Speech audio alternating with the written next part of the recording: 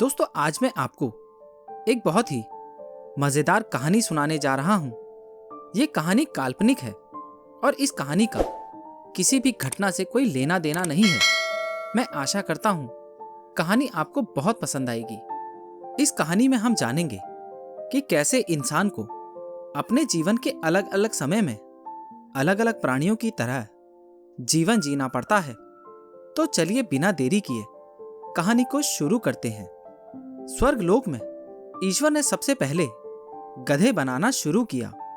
गधे को अच्छे से बनाने के बाद ईश्वर बोले, तू दिन रात लोगों का बोझ अपनी पीठ पर उठाएगा, तेरी बुद्धिमत्ता ज्यादा नहीं होगी, घास खाएगा और लोगों के यहाँ गुलामी करेगा।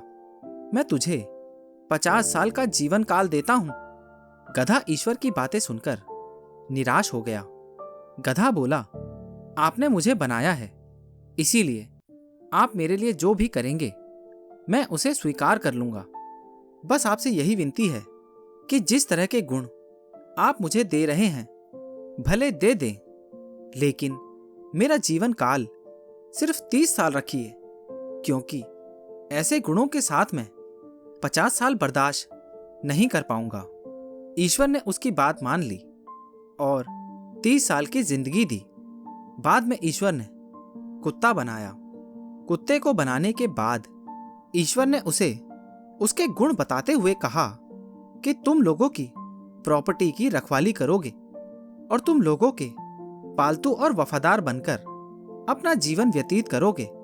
इतना ही नहीं, तुम उनका झूठा खाना खाओगे और मैं तुम्हें 25 साल का जीवन काल देता हूं। कुत्ता भी अपने गुणों के हिसाब से मिली जिंदगी की लंबाई से खुश नहीं था।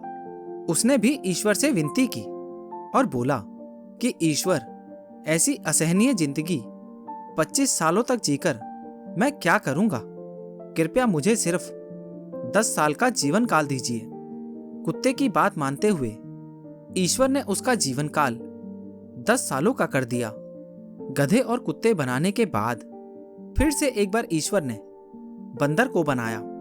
बंदर को बनाने के बाद ईश्वर ने उसे कहा कि तुम हमेशा उछल कूद करते रहोगे, एक जगह से दूसरी जगह, एक झाड़ से दूसरे झाड़ कूदते रहोगे।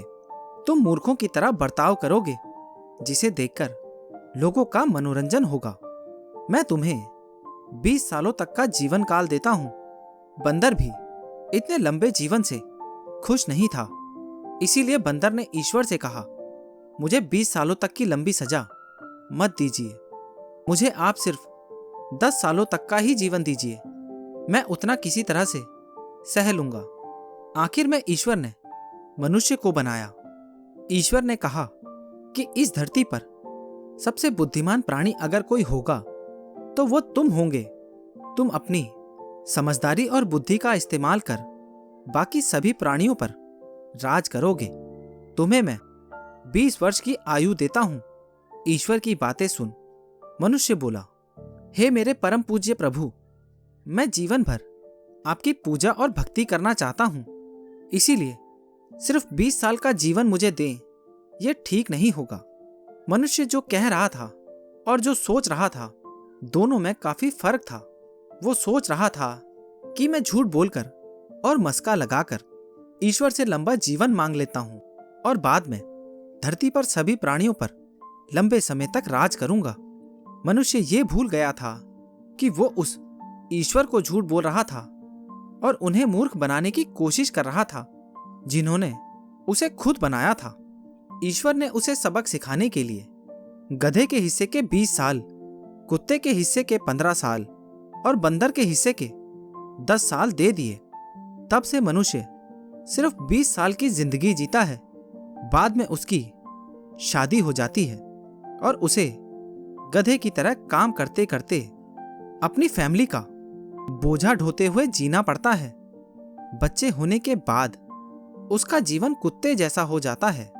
वो अपने बच्चों की रखवाली करता है, संपत्ति और प्रॉपर्टी की रखवाली करता है, जो अपने बाल बच्चों को देकर जाता है।